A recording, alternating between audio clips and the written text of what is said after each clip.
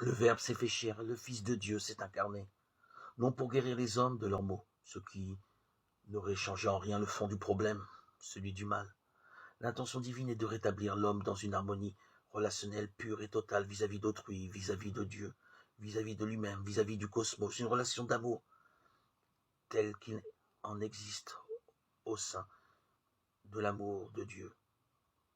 Ceci est à peine exprimable. Chacune des personnes divines se donne à l'autre pleinement dans un éternel mouvement oblatif de charité mutuelle.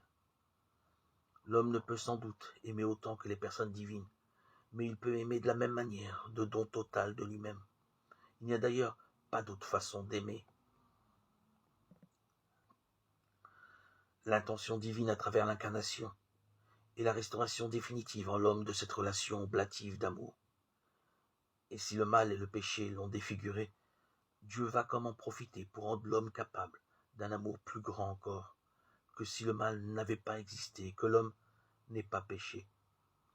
Cette intention entraîne nécessairement pour Dieu le désir de nous sauver, de nous ramener dans sa lumière.